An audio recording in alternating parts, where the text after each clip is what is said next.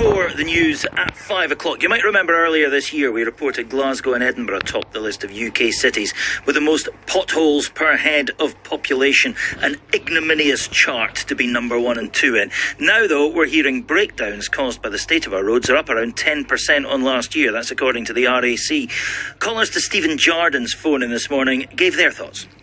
When you're driving on a normal 60-mile-an-hour road, you've got options of either hitting the pothole, you can swerve into an oncoming car, you can't slam your brakes on because there's cars behind you. I'm not looking at the road in front of me, I'm looking at where the next hole is. And you're trying to map where the holes are in your head. On Sunday, I had the misfortune where a pothole found my front of my car. And as a consequence, and it cost me over £200.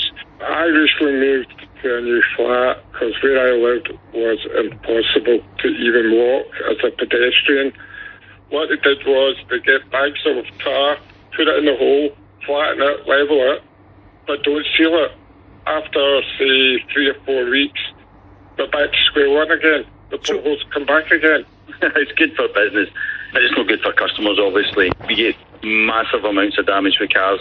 It basically starts with a tyre, then it'll go to a wheel. There's a bit of hidden damage there as well.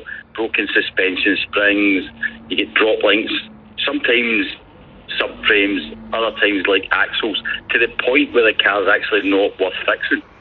That chuckle, is good for business. That gets your hackles up itself, doesn't it? Clearly somebody involved in the car repair trade. Let's bring in Scott Dixon. Based in Edinburgh, Scott is a potholes campaigner and author of the Consumer Guide to Winning Pothole Claims. I would imagine a volume that's doing quite good sales at the moment, Scott, is it? Yeah, it's something that never goes out of fashion, Martin. It's a perennial problem all year round, isn't it? Well, never more so than now. It's not just our imagination, is it? This is getting worse and worse. It is, and I mean, Admiral cited not so long ago that pothole-related claims were up 40% in 2023, and the average cost of the repairs was over £3,000 compared to £2,378 in 2022, and it's not just motorists that are affected, there's cyclists as well. You know, particularly at night, these potholes are lethal to cyclists, and it's costing motorists a fortune, and they shouldn't be left out of pocket when the local authorities are liable for the maintenance of the roads. Right. One of our colleagues on the team this morning said that she'd burst 4 tyres in January and February in potholes alone. I mean, that's a lot of money. That's many, many hundreds of pounds. Can you be compensated for that? You can, and the problem that you've got now, Martin, is that local authorities have moved to what's called a risk-based approach on claims. So previously, councils had policies which specified exactly that if a pothole was X millimetres deep, it would be fixed. And that was an objective decision for staff. Now they've got to consider a variety of factors without any specific mention of depth dimensions. So this results in subjective decisions being made, meaning one inspector may choose to instruct a repair when another would not. And it's made what was a black and white decision into a grey area, and it's for their own benefit, so they can deny all claims that are lodged against them. Right, so can you win?